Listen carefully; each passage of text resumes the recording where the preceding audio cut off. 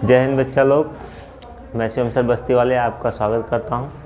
आज मैं गणित का पहला क्लास स्टार्ट कर रहा हूं जो एकदम बेसिक से है। जैसा कि आप थंबनेल में देखेंगे, जीरो से हीरो। तो क्या करना है, हमको जीरो से हीरो बनना है और शून्य से सफलता तक हमको पढ़ना है। जब तक हम पूरा अच्छे से मैथ सीख नहीं जाते तब तक हम लोगों को मैथ पढ़ना है। तो हम मैथ पढ़ने के लिए क्या करना पड़ेगा, सबसे पहले देख लीजिए, सफल होने के लिए जुनून की ज़रूरत होती है।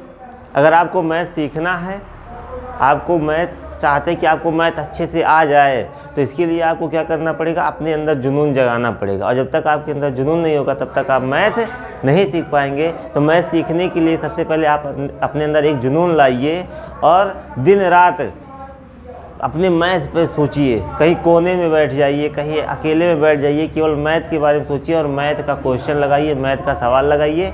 और ये पहला क्लास है, इसमें हम आपको कुछ नियम बताएंगे कि मैथ में कौन कौन से क्या होते हैं, कैसे क्या आते हैं, किससे भाग दिया जाता है, तो कितना आता है, इन सब के बारे में आप सभी को बताया जाएगा। तो देखिए, ये गणित का पहला क्लास है और गणित के कुछ नियम दिए गए हैं। पहला नियम क्या है कि जब किसी संख्या में शून्य से गुणा किया जाए तो उत्तर शून्य आता है। क्या दिया गया है, जब किसी संख्या में शून्य से गुणा किया जाता है तो उत्तर क्या आता है, शून्य आता है। जैसे अगर हम 2 में 0 से गुणा करते हैं तो क्या आएगा, 0 आएगा। 5 में 0 से गुणा करते हैं तो क्या आएगा, 0 आएगा। और 12 में अगर हम 0 से गुणा करते हैं तो क्या आएगा, 0 आएगा। मतलब क्या कि कोई भी संख्या हो, 1 करोड़ हो, 2 करोड़ हो, 3 करोड़ हो, कोई भी संख्या हो, अगर उसमें हम 0 से गुणा कर देंगे तो उसका उत्तर क्या आएगा, 0 आएगा। ठीक है। तो पहला नियम ये है कि जब किसी संख्या में शून्य से गुणा किया जाता है तो उत्तर क्या आता है, शून्य आता है। इसको अपने दिमाग में बैठा लीजिएगा कि कभी भी हम गुणा अगर करते हैं और शून्य है तो शून्य से गुणा करते हैं तो क्या आएगा, शून्य ही आएगा। ठीक है। दूसरा क्या है, दूसरा है शून्य में, दूसरा नियम बाबू देखिए क्या है, शून्य में किसी संख्या से, अगर कोई शून्य है, शून्य में किसी संख्या से भाग किया जाए तो भागफल क्या प्राप्त होगा, शून्य प्राप्त होगा। अगर मान लीजिए हम कोई शून्य है और उसमें हम किसी संख्या से भाग दे रहे हैं, जैसे 0 में 2 से भाग दे रहे हैं, तो उसका भागफल क्या आएगा, 0 आएगा। मतलब उसका उत्तर कितना आएगा, 0 आएगा। अगर मान लो 0 है और 0 में हम 5 से भाग दे रहे हैं तो उसका भी आंसर कितना आएगा, 0 आएगा। मान लो 0 में हम 235 से भाग दे रहे हैं तो भी उसका उत्तर कितना आएगा, 0 आएगा। अगर जो किसी संख्या से हम 0 में भाग देते हैं तो उसका उत्तर क्या आएगा, 0 ही आएगा। ठीक है। तो याद रखिएगा, अगर कोई भी संख्या है, अगर उसमें हम 0 में भाग देते हैं, जैसे मान लीजिए 25 में है, हम 0 में भाग देते हैं तो इसका आंसर क्या आ जाएगा, 0 आ जाएगा। ठीक है, ये नियम है।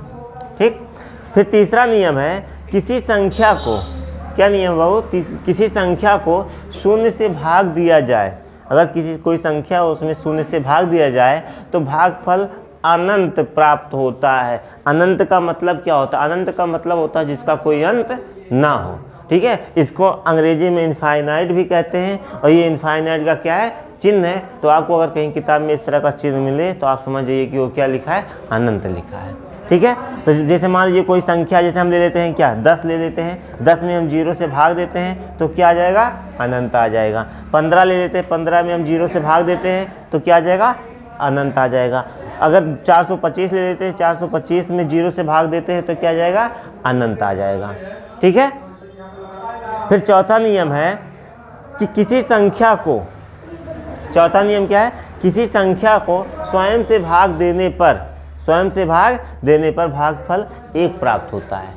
यानी अगर कोई संख्या है और उसको उसी संख्या से भाग दिया जा रहा है तो क्या हो जाएगा, 1 प्राप्त होगा। जैसे a/a है, इसको हम काटेंगे कितना आएगा, 1 आएगा। जैसे 17/17 यानी 17 में 17 से भाग देंगे तो कितना आएगा, 1 आएगा। ठीक है। 17 में 17 से भाग देंगे तो कितना आएगा, 1। 17 एकम 17 आएगा। 25 में 25 से भाग देंगे कितना आएगा, 1 आएगा। ठीक है। 0 से 0 भाग देंगे तो नॉट डिफाइन, मतलब कभी ये पता परिभाषित ही नहीं किया जा सकता कि क्या आएगा।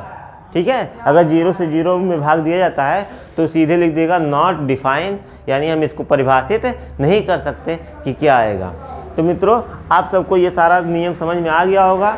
अभी और बहुत सारे नियम हैं जो आपको अगले वीडियो में मिलेंगे, और इतना आप अच्छे से पढ़ लीजिएगा, याद कर लीजिएगा, दिमाग में बैठा लीजिएगा।